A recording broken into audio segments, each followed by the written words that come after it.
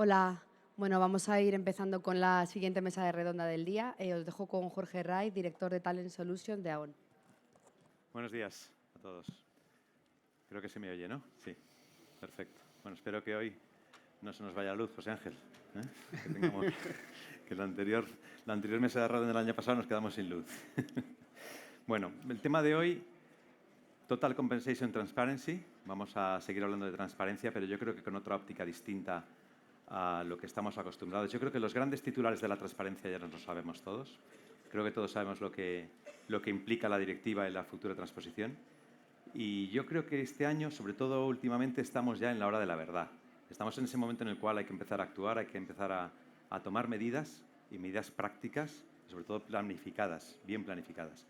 Me acompañan hoy en la mesa redonda Esther Benítez Gutiérrez, vicepresidenta de Recursos Humanos de Sonepar Iberia. Buenos días, Esther. José Ángel López Palomo, director corporativo de Compensación y Beneficios Santa Lucía Seguros. Javier Gutiérrez, jefe de Compensación, Organización y Recursos Humanos de Precero. E Ignacio Nacho Díez Sainz, gerente del área de transformación y rewards de Indra Group. Bueno, visto lo que comentaba de la directiva de transparencia, tenemos que empezar a tomar medidas, y lo que tenemos hoy es aquí a 4 expertos que nos van a acompañar en esta mesa redonda para ver un poco qué es lo que se está haciendo, dar algunas ideas, y estoy seguro de que habrá algún comentario inspirador y algo que nos... Bueno, que lo importante es que salgamos de esta mesa redonda, de asistir aquí, con algunas nuevas ideas, ¿no? Dejadme que empiece por una pregunta para todos. En vuestra experiencia, ¿qué ha cambiado de forma más tangible en compensación, igualdad, transparencia en vuestras organizaciones en los últimos 2-3 años? ¿Quieres, Esther? Empieza Muy tú. bien. Bueno, muchas gracias, Jorge, por la invitación y por dejarnos conversar en este entorno. Es fantástico. Bueno, y qué tema, ¿no? ¿Cómo ha cambiado la compensación y la ordenación de la compensación en las empresas? Y bueno, yo en particular también comentando pues, el ejemplo en Sonepar, ¿no? Como líderes en la distribución eléctrica y una empresa pues, con un volumen tal que bueno, pues nos invita a poder gestionar este tema de una manera muy, muy prudente, ¿no? Hemos pasado de compensar por el rol a compensar por el impacto, ¿no? que supone ese rol. Evidentemente, pues, de pasar de pagar por el rol a pagar por el impacto supone que hemos pasado de no centrarnos tanto en los convenios y en esa pirámide de Maslow, ¿no? Tener siempre los convenios en la base, por supuesto, a centrarnos en la estrategia. Esa estrategia, al final, no solamente basada en ese nivel de compensación fijo, que luego seguro que hablamos de eso, sino también en la compensación variable, en cómo articulamos también ese salario en especie que cada vez se coge tantísimo peso, y también en esa retribución emocional. Entonces, bueno, el cambio pues está siendo muy, muy importante en los últimos años, y lo que va a venir va a ser muchísimo más. No olvidarse de ningún elemento del paquete de compensación, ¿no? Eso yo creo que es clave. Efectivamente. José Ángel, ¿qué nos puedes decir? Muy bien, pues oye, buenos días a todos y a todas. Muchas gracias por la invitación, Jorge y Aon. Y nada, un placer estar aquí con Esther, con Javier y con Nacho. A ver, yo creo que esta normativa, el Real Decreto 902-2020, hace unos años, y ahora la Directiva de Transparencia Retributiva, yo creo que nos han traído 3 cambios, ¿no?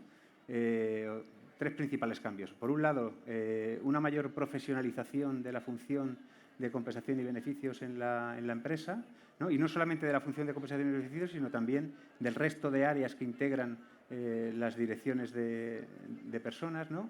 Desde tener que mantener actualizada la valoración de puestos de trabajo y gestionar las personas en base a cuál es su aportación al negocio, su impacto en los resultados en términos de nivel de contribución, ¿no? Hasta el establecimiento de medidas para corregir, en su caso, las diferencias salariales entre mujeres y hombres, ¿no?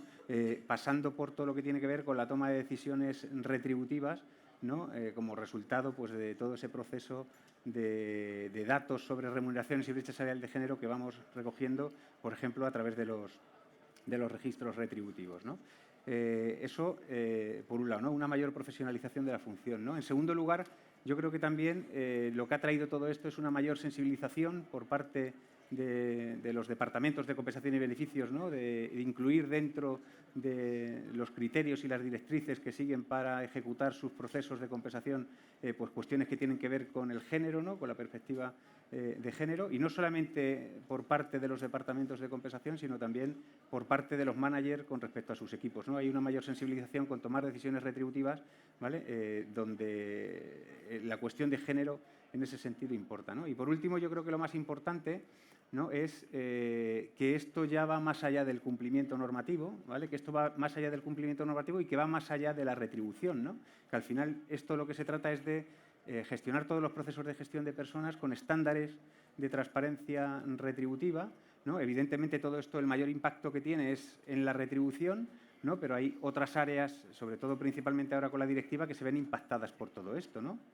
Los procesos de selección, por ejemplo, ¿no? En línea con el artículo 5 de la Directiva de Transparencia Retributiva para el Empleo, todos los temas que tienen que ver con el desarrollo del talento, todos los temas que tienen que ver con las promociones, con la progresión, en el ámbito de las relaciones laborales, todo lo que tiene que ver con el derecho de información de las personas trabajadoras, ¿no? Incluso con todo lo que tiene que ver con la experiencia del empleado, con el employer branding, ¿no? Porque todo esto también forma parte de la propuesta de valor al empleado, ¿no? y contribuye pues, a incrementar la imagen de la compañía como marca empleadora. Profesionalización, sensibilización, has hablado también de managers, más allá, casi nada, ¿eh? Es un reto enorme. Javier, ¿qué nos puedes contar en referencia a qué crees que ha cambiado en estos últimos años? Muchas gracias por la invitación. La verdad que es un gusto estar repartiendo con vosotros pues, esta mesa, ¿no? La verdad que, vamos, la habéis resumido genial. La verdad que añadir un poco más a lo que habéis reflejado. Yo creo que este Real Decreto, y yo voy quizás un poco más atrás, 3, 4 años más, lo que ha hecho es que nos podamos entrenar bien en temas de auditorías, en temas de registros retributivos, los que tenemos planes de igualdad. Esta es una herramienta fantástica que hemos podido utilizar para preparar la organización, porque hemos tenido que incluir diagnósticos de auditoría de retributivas, y eso yo creo que nos ha preparado bien, ha sido un muy buen entrenamiento para lo que viene a día de hoy, ¿no? Yo señalaría eso como parte principal y añadir un matiz adicional a todo lo que habéis comentado, por no repetirme. Yo creo que esto lo tenemos que ver de alguna manera con un cambio de mindset total, no solo a nivel de compensación, sino a nivel un poco de toda la organización, ¿no? Estamos hablando no solo de la parte de dirección, sino comunicación, legal. Tenemos que impregnar estas ideas de transparencia, igualdad retributiva en todas ellas, porque posiblemente más allá de compliance, que tenemos que cumplir, pues ahí tenemos yo creo que una oportunidad muy buena de, llámalo marca, llámalo reputación, llámalo acercarnos un poco a las nuevas generaciones que posiblemente nos están pidiendo este tipo de transparencia y de explicación y el porqué de las cosas y el porqué hacemos, ¿no? Yo creo que, por no dilatarme mucho más, creo que iría por ahí. Ahí has tocado un tema puntual muy importante, que es que en España yo creo que estamos un paso más adelante que otras empresas europeas. Es por lo que, entre comillas, hemos estado sufriendo con los planes de igualdad, que la situación no es exactamente, no tiene ni comparación con lo que puede haber pasado un alemán, por ejemplo, una empresa alemana, con todos estos temas, ¿no? Yo creo que eso, y luego el involucrar a otras personas, comunicaciones, es otra parte muy importante. Nacho, ¿qué nos puedes contar dentro de lo que hemos cambiado? Lo primero, gracias, Jorge, por la invitación.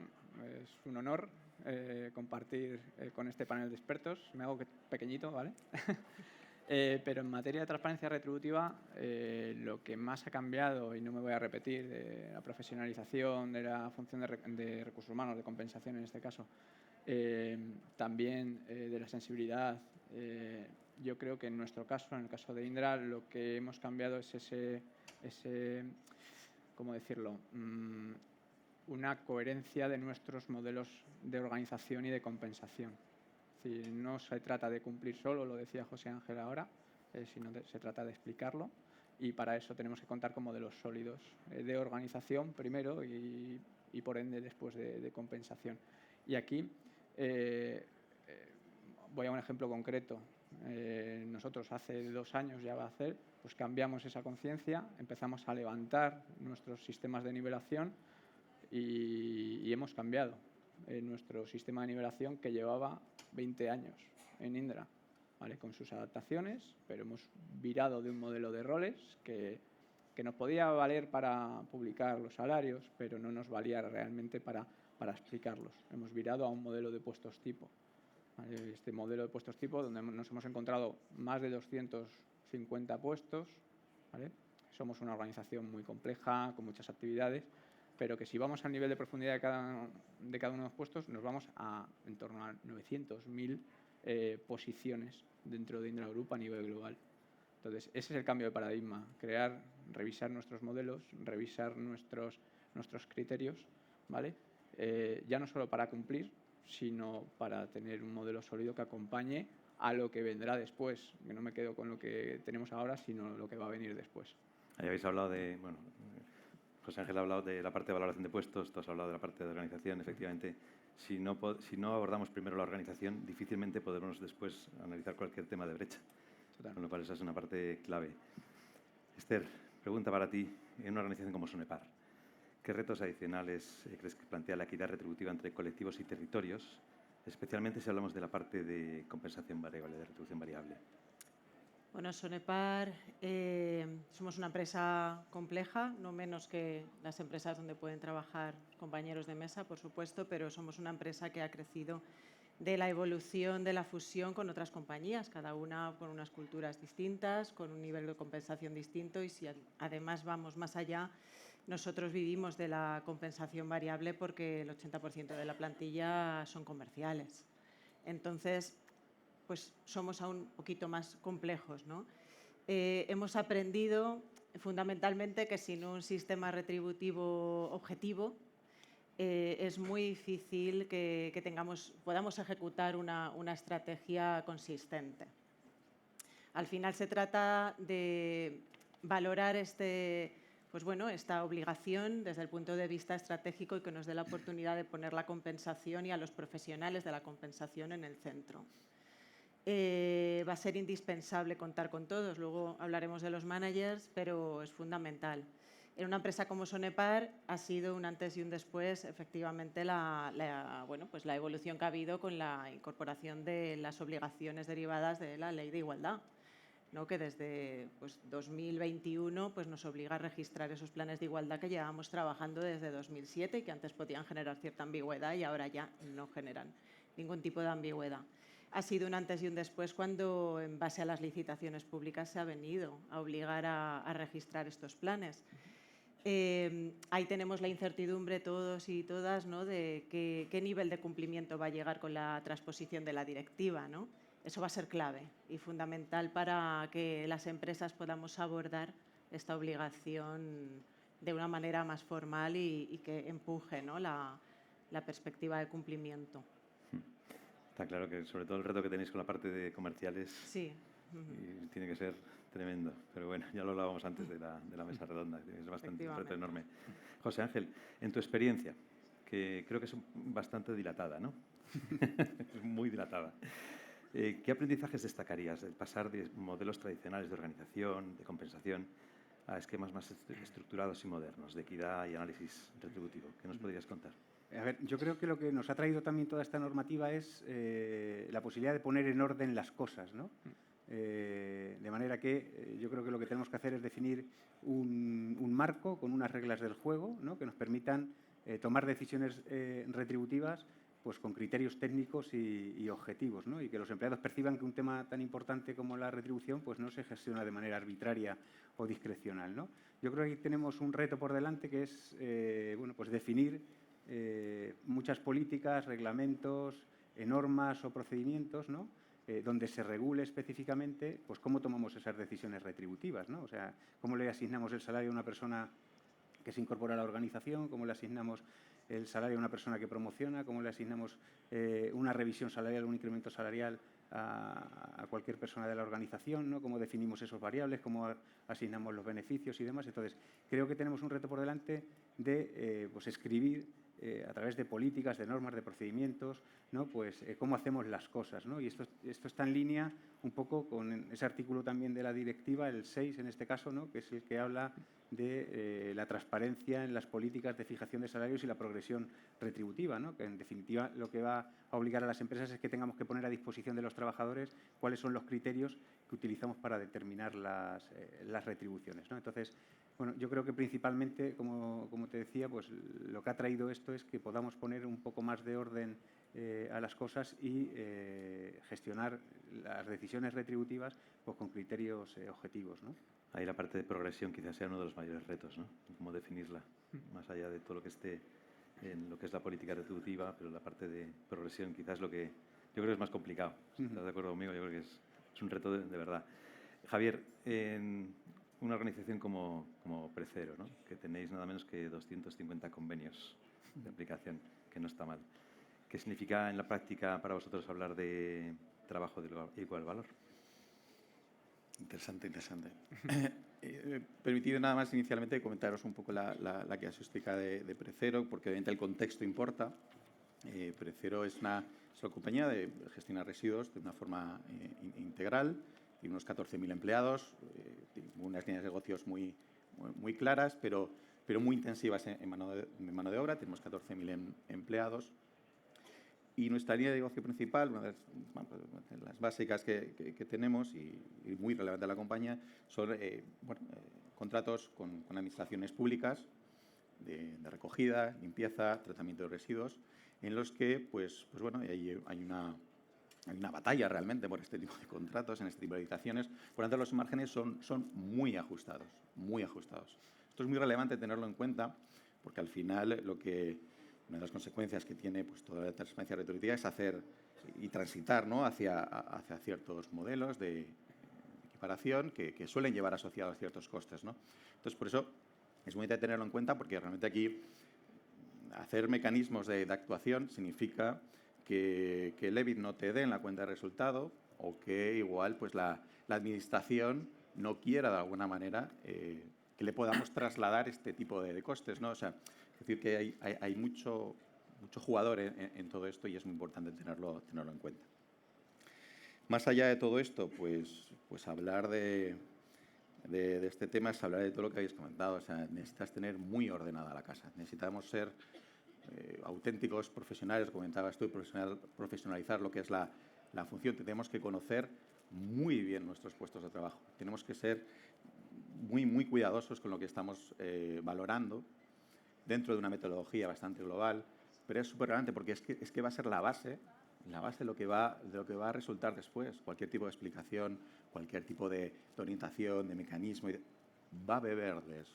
Y entonces, todo el tiempo que invirtamos en esta parte es clave.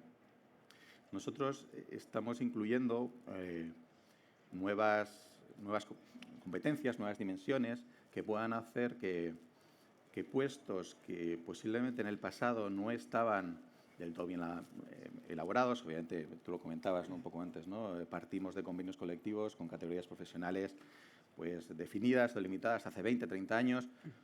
Imaginaos, ¿no? O sea, que montamos ahora desde cero la organización ¿cómo lo montaríamos, ¿no? Pues igual sería algo parecido a lo que está igual definiendo dentro de la nueva directiva o lo que viene de alguna manera también arrancando de los Reales Decretos 902, ¿no? Este tipo es muy interesante y creo que es muy relevante que focalicemos todo esto. Adicionalmente, lo que solemos incluir también dentro de estas negociaciones pues son mecanismos de control muy asociados a los planes o muy incluidos dentro de los planes de igualdad que nos sirven de alguna manera con la particularidad de tener 800 delegados sindicales, que es lo que tenemos, imaginaos. Pero bueno, hay ciertos sindicatos más mayoritarios con los que podemos trabajar y necesitamos su totalmente colaboración en la definición de lo que es y no es valorable en ciertos puestos de trabajo, en esos mapas de puestos, en esos clústeres que estamos haciendo. Necesitamos totalmente la colaboración y la complicidad de los sindicatos para hacer, y así lo hacemos. La verdad que lo estamos trasladando a través de los planes de igualdad y ese es nuestro vehículo, de alguna manera.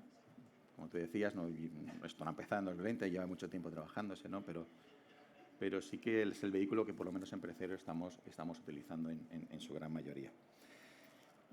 Yo creo que me estoy comiendo mucho tiempo. Pero no, bueno, lo que has comentado, efectivamente, dependiendo un poco del sector en el que esté cada uno, en función del nivel de involucración de la parte social dentro de todos los procesos, que es el caso de Precero, entiendo que no os queda otra que tener que negociar esto y alinearlo con la opinión para no tener después bloqueos, ¿no? Con lo cual yo creo que es una cosa que habéis tenido que hacer y seguramente luego es positivo porque al final todo el mundo está alineado en la misma idea de qué es un puesto de igual valor y cuáles son los puestos de igual valor. No, totalmente. Obviamente es titánica la obra, pero bueno, al final tú comentabas de que tenías unos 250 puestos y demás, pues si lo piensas, 250 colectivos, pues en la realidad no hemos encontrado más de 100 puestos realmente de forma equivalente. Entonces, Sí. quieras que no, obviamente para llegar a este número, que lo digo así tan fácil, hay un trabajo detrás arduo, ¿no? Me imagino que el Pero- ejercicio de consolidación es importante. Exacto. Sí, sí, Pero ahí, pues bueno, la complicidad sindical es ultra necesaria. sí. Esther, voy contigo, luego voy contigo, Nacho. Has hablado antes de los managers. Quería hacerte una pregunta, el rol que tiene el manager y los retos que nos plantea la transparencia retributiva con ese rol que tiene el manager en Sonepar. El rol del manager es esencial, ¿no? Y lo habéis dicho antes. Aquí yo creo que hay dos patas fundamentales. Hay una de la que iba a hablar fundamentalmente, que es pues ese no apoyo. Es que es fundamental qué opinan los managers respecto al valor de cada puesto. Tenemos que darle valor al puesto, porque lo que tenemos que identificar en la compensación es puestos de igual valor. ¿Qué ocurre? Que eso, en comparación en cómo se estaba evaluando antes los puestos, pues puede llegar a ser ciertamente ambiguo y no estar del todo alineado con nuestro concepto anterior de puesto. Un puesto que antes a lo mejor parecía muy diferente al puesto que tenemos ahora, a lo mejor es el mismo en la valoración de puestos, se evalúa de la misma manera, se valora de la misma manera. El manager es clave para ejercer esa valoración y bueno, pues, llegar un poco a concretar cómo se define ese puesto. Desde luego, desde el ámbito de recursos humanos tenemos cierto conocimiento de los puestos, estaban las job descriptions de toda la vida y seguirán estando, pero tenemos que pasar a valorar el puesto y saber qué impacto tiene ese puesto para nuestra compañía, que será diferente al de otra compañía o en otro escenario diferente o en un momento diferente. De ahí que una de las novedades de esta directiva, que es distinto a lo que nos obligaba la Ley de Igualdad, es que tenemos que auditarnos todos los años y además con esa colaboración con la fuerza social. Se nos obliga a tener a la fuerza social de la mano y llegar a esa valoración de puestos en equipo y además a reportar anualmente, que ya veremos tras la transposición cómo vamos a reportarlo a la Administración, esa valoración de puestos. Es clave, y lo habéis comentado antes, aparte de, evidentemente, que es un partner esencial para la valoración de puestos, el trato directo al empleado. El empleado, evidentemente, va a pedir explicaciones, porque además la ley le da ese derecho fundamental. Estamos hablando de derechos fundamentales, ¿no? Ese derecho individual a poder preguntar por su compensación. El manager aquí entra en juego en primera línea. El manager tiene que estar perfectamente formado e informado, porque al fin y al cabo la experiencia empleado pasa directamente por el manager, ¿no? Siempre decimos, la empresa es tu jefe, ¿no? Y es la realidad. Esos procesos de feedback y de valoración del desempeño van a cambiar, porque la compensación, como digo, va a pasar a un protagonismo que antes quizá no tenía, ¿no? Además, ahí tienes razón, que el manager puedes diseñar el mejor plan de transparencia retributiva, hacerlo perfecto, negociarlo con tu comité de dirección, con quien quieras. Como luego no tengas al manager alineado o la cadena de managers, no hemos hecho nada. Es verdad, Sí, porque sí, es la primera persona, el primer filtro, la primera persona que se pregunta. Con lo cual es un reto, preparar a todos los managers para contestar este tipo de preguntas que no son solamente de compensación, son de valoración, son de modelo de progresión de carrera. Es un reto. Y no olvidemos que al enorme. final es el hecho de que no lo hagamos bien vulnera un derecho también. fundamental y el régimen de infracciones y sanciones no va a aplicar como en el pasado. Sí, Entonces, no es baladí, o sea, es un sí o sí. correcto. Nacho, voy contigo. Indra, todos conocemos Indra. Salimos en prensa normalmente. Salís en prensa normalmente. Oficinas, centros tecnológicos en 49 países, operaciones comerciales en 140 países. Yo siempre que veo una gran multinacional como vosotros, le hago la pregunta de cómo estáis abordando el reto de la transparencia, en el sentido de, ¿estáis abordándolo de una manera corporativa, centralizada, independientemente de que puedas tener gente en México que no le aplica la directiva? ¿O digamos que estáis más alineados con los requerimientos locales de cada país? ¿Cómo lo estáis abordando? Claramente global. ¿vale? Pero global con matices. No soy gallego, ¿vale? Pero global con matices. ¿A qué me refiero? En el diseño de esas políticas no vale con que nosotros desde aquí, desde los headquarters, diseñemos la mejor política para España y digamos al país, toma, aplícala. Hay que involucrar a las distintas realidades, las distintas geografías, los distintos negocios en la co-creación de esa política, ¿vale? Entonces, nosotros ya desde hace año y medio lo intentamos hacer así porque hablamos de la profesionalización de la compensación. Tenemos grandes profesionales de compensación en los distintos países, en las distintas geografías. Saben de lo que hablan. Entonces, tenemos que darles voz en esa política global para que después la hagan suya también. Claro. Y que si tienen que adaptarla de alguna manera a sus realidades legislativas, ya sea en Perú o en Colombia, lo puedan hacer, ¿vale? Pero con un marco global. Y ese marco global ya no solo aplica a la política de compensación total, aplica desde el punto de vista organizativo a esos niveles, esas carreras comunes para todos los negocios, para todas las geografías, esa arquitectura de puestos común. Ya sabemos que en distintas geografías lo llaman a un mismo puesto de diferentes maneras.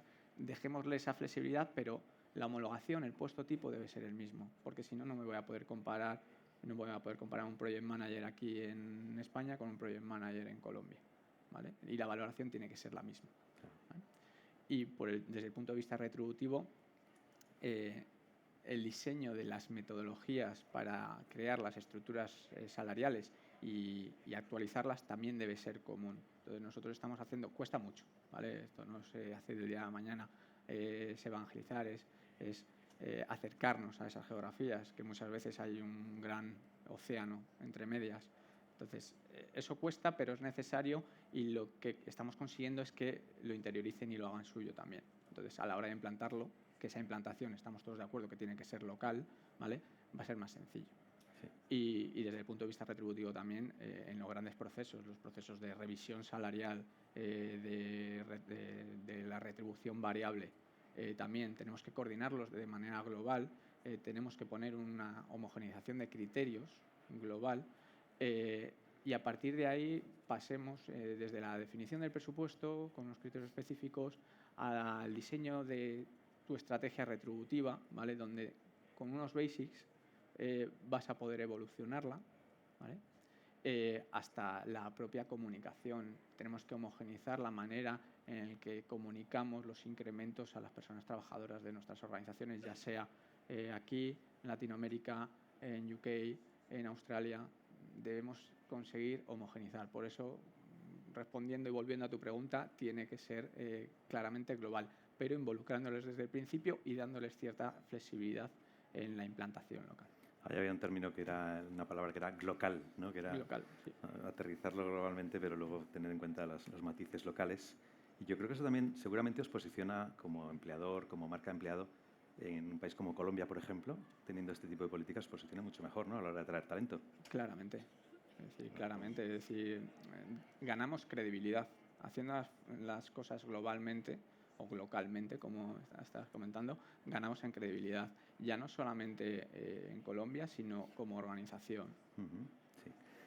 Paso a José Ángel. José Ángel, directiva, incorpora el concepto de análisis interseccional.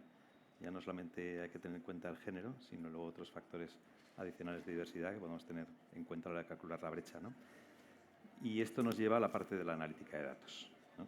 ¿Qué papel juega hoy esta analítica del dato para sostener esas decisiones retributivas y que sean realmente explicables y defendibles, que es otra cosa que también tenemos que hacer?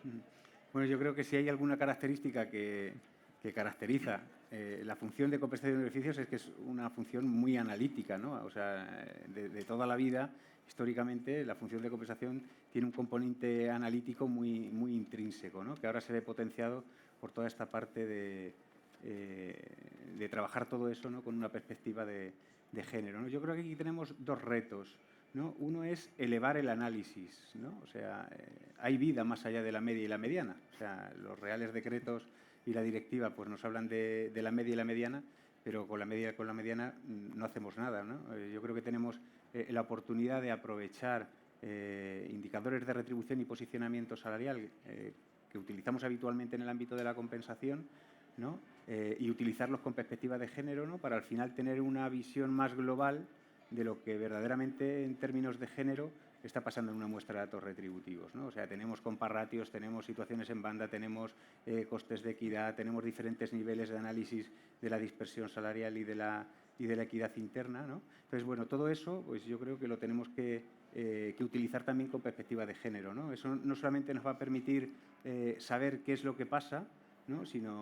Y por qué pasan las cosas, sino también poder encontrar explicación a por qué pasan las cosas, ¿no? Entonces, creo que la media y la mediana es insuficiente y que tenemos que elevar el análisis y afortunadamente tenemos, como os decía, pues esos otros indicadores de retribución y posicionamiento salarial que nos sirven pues para conocer lo que verdaderamente está pasando en una muestra de datos retributivos y poder darle una explicación, ¿no?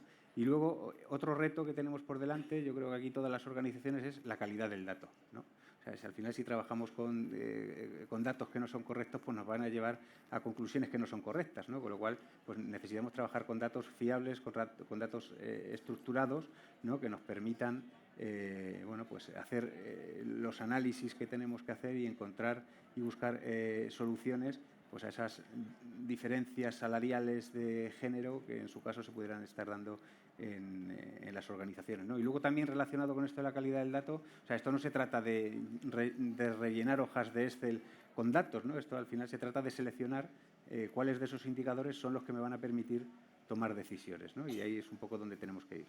Sí, siempre lo que es la calidad del dato, lógicamente, ya podemos trabajar horas en análisis retributivo, que como el dato no sea de calidad.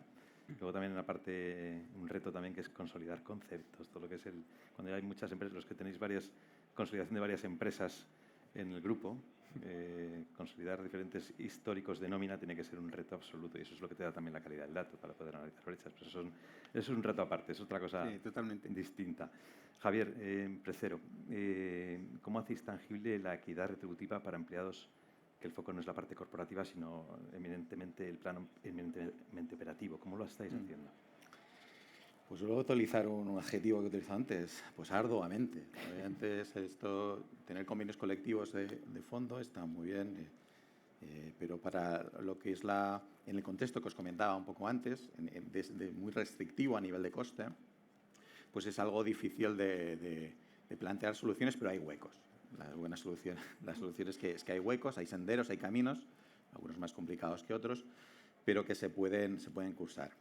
Por ejemplo, una de las grandes diferencias que notamos en cuanto a diferencia de mujeres y hombres de retribución es el acceso o la posibilidad de tener pluses de disponibilidad, toxicidad, turnicidad, bueno, toda la batería un poco de pluses que podráis imaginar.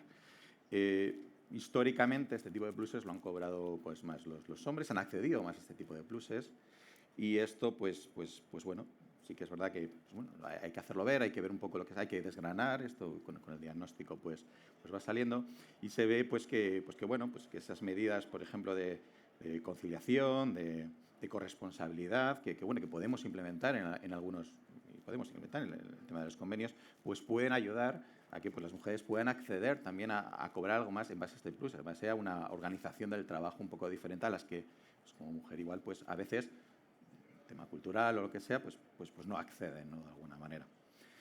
Otra es, pues, yendo hacia los managers, ¿no? Los managers al final gestionan mucho y organizan un poco el trabajo, ese día a día, esos cuadrantes de horarios y demás, y hay cierta tendencia, de ahí un poco la formación que podemos hacer también este tipo de managers, de utilizar o de dar más trabajo, más horas extras, más pluses a la gente pues que tiene principalmente más disponibilidad.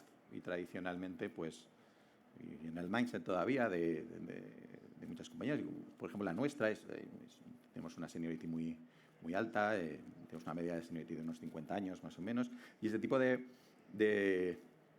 ideas pues están caladas y es difícil romper con ellas, ¿no? Yo creo que es otro de los puntos que hay que trabajar de alguna manera y que se puede hacer. Hablábamos antes de la base de todo, ¿no? La valoración de puestos. Pues en esas valoraciones, normalmente, nos hemos dado cuenta que hay, y os lo digo con un ejemplo, muy sencillo, por ejemplo, nosotros tenemos muchos conductores de camiones, ¿no?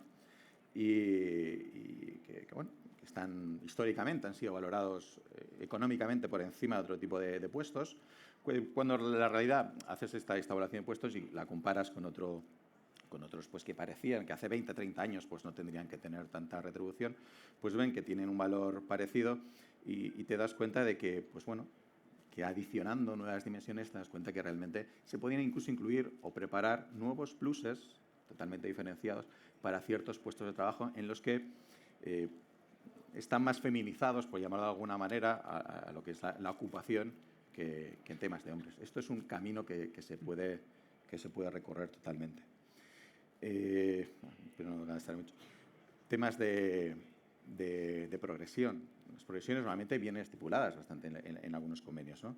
Pero yo creo que podemos ir un pasitos más allá. ¿Cómo promocionan, ¿no? las personas? Estamos hablando de entornos operativos, ¿no? Yo creo que aquí tenemos campo y camino para objetivizar todavía mucho más el cómo se puntúa las capacitaciones, en cómo hay que valorar esos desempeños, que en esos KPIs claros, objetivos, no extensos, pero suficientes como para que sean de alguna manera una metodología totalmente loable. Y bueno, difícil, obviamente, este es el mensaje, pero hay huecos, hay senderos que se pueden abordar.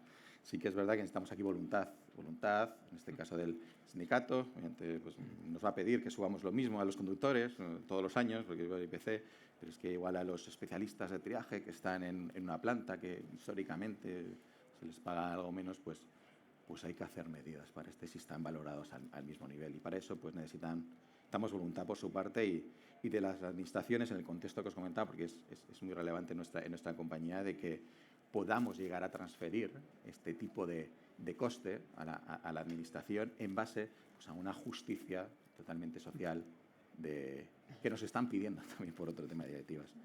Hay muchos actores en nuestro entorno y por eso de alguna manera necesitamos el acompañamiento de tanta gente. Esto es integración, reuniones, bueno, esto es trabajo arduo, por eso comentaba y vuelvo a insistir en ese adjetivo, pero vale la pena porque esto hay que querérselo. Trasladar el coste de la administración es todo un reto, ¿eh? Por no decir casi pero bueno. Todo un reto. Pero es verdad que si quieres ser un actor y si nos está pidiendo vía directivas y vía reglamentos algo, tiene que de alguna manera poder hacer, no estoy diciendo completo, pero tiene que participar. Hay que pensar en grande ahí, efectivamente. Nacho, Indra, todos conocemos la alta complejidad que tiene Indra, los diferentes negocios que tenéis vinculado con la parte, sectores muy regulados además, de defensa, sector público, luego además la parte de servicios TI dentro de lo que es Minsait.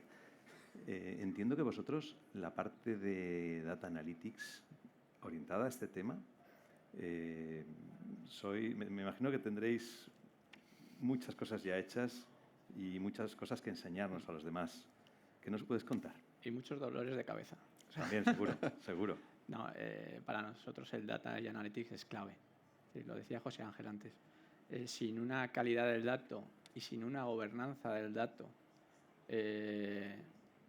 estamos muertos. Nosotros estamos muertos. Apaga y vámonos. ¿Vale? Sí que es verdad que dedicamos mucho esfuerzo todos los días cuando nos levantamos a esa calidad del dato. ¿Vale? Y creo que es relevante y necesaria, porque si hay hablando en términos de transparencia, estás dando algo que no es verdad, ¿vale? Si te falla la calidad del dato.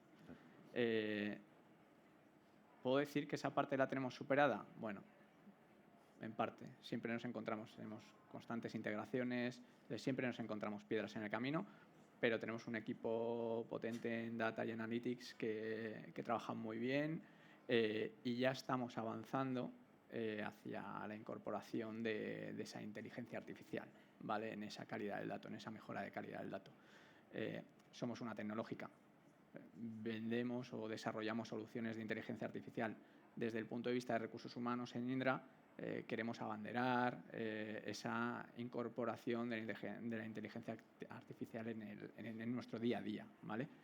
Y es por eso que ya estamos en materia de compensación, en materia de transparencia, metiendo ese punto más que nos ayuda a aplicar analítica avanzada en la identificación de brechas, en la identificación y explicación de esas brechas. Tenemos infinidad de variables para poder explicarlas. Y ya no solamente eso, me voy un poco a futuro, ¿vale? Tenemos que incorporar esa IA en esa identificación, que como empresa compleja lo necesitamos, en esa identificación de patrones, de sesgos en materia retributiva. Y creo que ahí nos queda mucho, pero bueno, ya hemos puesto la primera piedra y tenemos que ir avanzando, ¿vale? Pero por intentar aterrizar, la IA no es la solución a esto. Es decir, la solución es tener unos buenos datos, una buena gobernanza, porque unos buenos modelos sólidos, hablaba José Ángel también antes, porque sin eso la IA no funciona sola, ¿vale? Y en segundo lugar, la IA no sustituye al criterio profesional, ¿vale? Y esto es muy importante. No va a sustituir a la toma de decisiones en materia retributiva. Lo que sí que va a mejorar es que esa toma de decisiones contemos con información más fiable y mucho más trabajada, que antes no llegábamos. Antes no llegábamos y ahora pues tenemos una herramienta para poder llegar. La verdad es que han pasado 38 minutos en la mesa redonda sin que saliera la IA, todo un reto. Está muy bien. Lo siento. No, pero es que en la pregunta que te he hecho, lógicamente, ahí tiene que salir la IA. Yo creo que puede ser una gran aliada, pero lo que tú dices, no debemos basar todo en la IA. La calidad del dato es fundamental, es clave, y yo creo que seguramente será un gran aliado, y está siendo ya. Está siendo. Pero bueno, que no nos olvidemos de esa calidad del dato que te decía José Ángel también, que has dicho tú. Y ahora os hago una pregunta en estos últimos minutos que nos quedan, ya más no tanto de vuestras empresas ni de vuestras experiencias, sino un poco a nivel debate entre nosotros, ¿no? Si pensáis que en España y en Europa las empresas están preparadas para abordar este reto de la transparencia. ¿Cómo creéis que están? Seguramente una empresa grande, aunque vete a saber, seguramente sí, pero ¿cómo pensáis que está el entorno empresarial en materia de transparencia? ¿Hemos avanzado? ¿Estamos preparados? ¿Estamos lejos? Si me permitís, hemos estado hablando antes de la mesa, además. No sé si las 4 compañías que tenemos aquí delante realmente somos la realidad española, ¿no? Quizá no, porque España está fundamentalmente formada por pymes. Esa es la realidad en España. Esta es una directiva que, igual que con los planes de igualdad, pues requiere movimiento no solamente a grandes empresas, sino a empresas medianas. ¿Está preparada España? Yo soy optimista en ese sentido y sí creo que tenemos una base fundamental, insisto, con la aplicación de la Ley de Igualdad y esa transposición que se hizo además en España muy pronto y muy rápido quizá, pero se hizo. Y esas pues 3 patas fundamentales que la directiva manda, ¿no? que habla de igualdad, habla de no discriminación y habla de transparencia, pues en España quizá estamos pues bueno, un pasito por delante, sobre todo en mindset. No olvidemos que el dato es fundamental y si esta directiva se puso en marcha es por un análisis del dato, y el dato es que los hombres en España ganan 5.200 euros más que las mujeres y hay una brecha del 18% y en Europa de media un 13%, la fuente es comisiones obreras. Entonces es una realidad social y en la que hay que tomar parte. Y bueno, pues todas las empresas tendrán que estar preparadas no solamente para esta directiva, sino cómo esta directiva va a cambiar el futuro del mercado laboral. Y lo va a cambiar, porque a lo mejor la manera de contratación también va a cambiar, los puestos van a tener un valor diferente en días. ¿Creéis que lo va a mejorar? Yo creo que esta directiva es un primer paso para que nos adaptemos a la nueva realidad social. O sea, es positiva, en definitiva. Sí, yo soy muy optimista al respecto, sí. ¿Qué opináis del resto? ¿Cómo lo veis? Yo creo que estamos relativamente preparados, ¿no? O sea, sí es cierto que España lleva ahí un buen avance, ¿no? Con el tema del Real Decreto 902-2020, ¿no? La directiva un poco surge también para que en otros países de la Unión Europea que no van tan avanzados en ese sentido, ¿no? Pues al final lleguemos todos a un punto de confluencia en ese aspecto, ¿no? Pero bueno, la realidad, como decía Esther, es que a nivel de gran compañía muchísimo más, pero España es un país de pequeña y mediana empresa, ¿no? Y todavía te encuentras pues con ejemplos de empresas que están cumpliendo con el Real Decreto 902/2020 a duras penas, ¿no? Sí. Entonces, bueno, estamos relativamente preparados. Lo que sí creo que tenemos que hacer es, si no lo estamos haciendo ya, pues empezar a prepararnos para lo que venga, porque, como decía antes, o sea, esto no solamente va a cambiar el tema retributivo, sino va a cambiar en términos generales el cómo se gestionan el resto de procesos de personas dentro de las organizaciones, y que eso lo tengamos que hacer, pues eso, con estándares de transparencia en todos los niveles. Javier y Nacho, ¿qué consejo daríais a alguien que esté empezando? Así rápidamente, en 10 segundos cada uno. Muy rápidamente, yo creo que la base de todo es la valoración de impuestos, o sea, invertir tiempo ahí, dimensionar y demás, eso os va a ayudar a poder montar cualquier cosa con posterioridad, explicaciones, todo lo demás. En esto, consejos de, yo qué sé, de intentar evitar algún tema, son clásicos, ¿no? Pero bueno, intentad el tema de puesto, persona, son esas cosas, los sesgos de departamento, que finanzas, bueno, no sé, son cosas que hay que abstraerse, porque es que si no es algo que nos va a ayudar luego en las explicaciones. Bueno, no sé, Nacho. hay muchas más, pero es... Muy rápido, coincido con Javier, ordenarnos, nuestra arquitectura de puestos, nuestras políticas, nuestros modelos, y transparencia y comunicación, ya no solamente al manager, a las personas trabajadoras, lo comentabas tú, a la parte social hay que involucrarla, que nos lo tiene que comprar, Sí. ¿vale? Entonces hay que involucrarla desde el principio, desde ese diseño inicial. Mm. Y último consejo es tomar conciencia, que esto no va de publicar salarios, esto va más allá, va de explicarlos, va de tener una arquitectura, un modelo sólido. Y esto, como decía Esther, va a ayudar. Claro, la directiva, claro que ayuda. Y bueno, y ahí me quedaría. Bueno, Yo añadiría, si quieres, complementando y demás, yo creo que la narrativa de la Transadi tiene que comenzar a salir y a empezar a permeabilizar en toda la organización. Yo creo que eso, claro, obviamente no es tema de recursos humanos solo, es parte, es fortalecedor, fomenta, pero esto es un tema en el que todo el mundo tiene que estar involucrado. Y desde la dirección, que es lo primero que creo que hay que intentar para que pueda permeabilizar totalmente este tipo de ideas y nuevas directivas en la compañía. perfecto. Pues sí, Nacho, Javier, José Ángel, Esther, ha sido un auténtico placer compartir estos 3 cuartos de hora con vosotros. Igualmente. Yo siempre aprendo, hemos aprendido. Yo saco conclusiones, que es lo que decía al principio. Si nos llevamos alguna idea clara, y yo me llevo varias ideas claras, y os agradezco muchísimo vuestra presencia hoy aquí. Muchas gracias. gracias. A ti, Jorge. Muchas gracias.